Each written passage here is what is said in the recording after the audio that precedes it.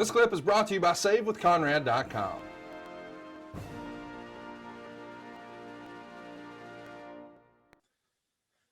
I'm excited to talk about how this thing got started. Let's start from the very beginning. It's July 2nd, which is just right around the corner here.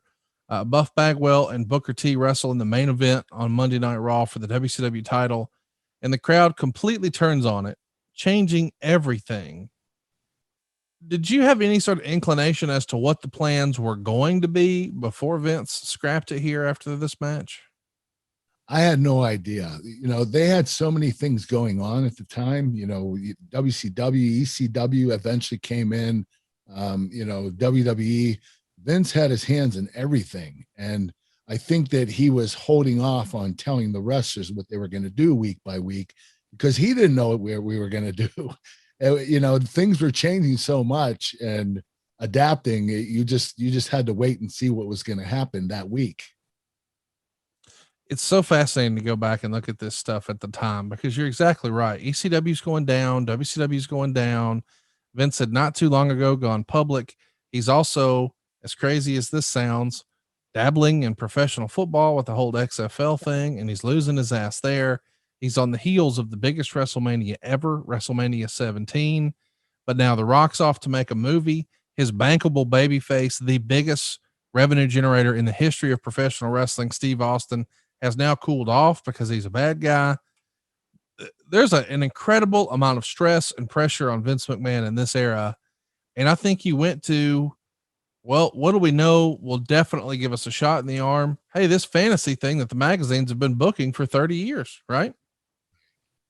Well, I didn't know who was going to face when WCW came in. Sure. It was really difficult to know what was going to happen next. I just didn't know I was going to turn babyface and carry the company on my shoulders for one of the biggest programs in the history of pro wrestling. It's so unbelievable when you think about that. I mean, you're really, you're not green, but you're not exactly an old, grizzled veteran yet. And he's looking for, hey, I got to hit the panic button. And he hits the Kurt Angle button. The two designated leaders of the WWF side here are Stone Cold Steve Austin and Kurt Angle. And well, Buff Bagwell's completely out of the company after his match against Booker T, and he's fired not long after this television. Let's start with that. Do you remember ever having any interaction with Buff? I know that those who know him absolutely love him and think the world of him. But for whatever reason, his time here in the company was not for long. Did you have any interaction with Buff that you recall? I met with him. I spoke with him briefly. He was a real nice guy. He seemed really cool. Unfortunately, his performance against Booker T that night when they started up the WCW and had that big match at the end of the night, he didn't perform very well. And he wasn't in good shape, not in good ring shape. He blew up early and the match wasn't really good. It was actually pretty bad.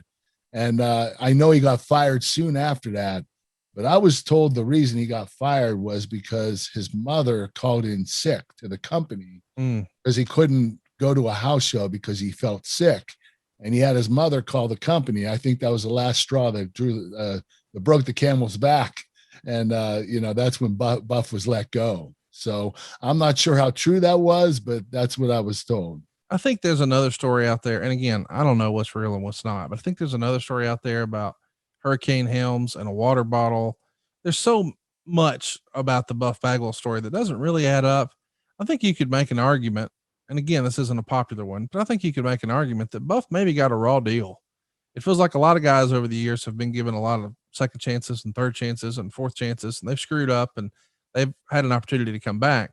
But it feels like Bagwell here, man, that's it. And considering how quote unquote over he was with WCW, it feels like he was worth another look. Wouldn't you agree? Oh yeah. I thought he was very talented in WCW. I thought he did a tremendous job with his character, his wrestling, his look. He was a big star, and I think the company could have benefited greatly. The WWE could have benefited greatly from Buff Bagwell.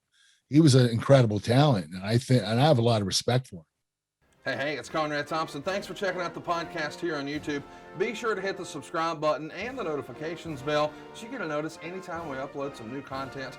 And go save yourself some money right now. If you're in a 30-year loan or you have credit card debt, it's not a matter of if I can save you money. It's a matter of how much. Find out right now for free at SaveWithConrad.com.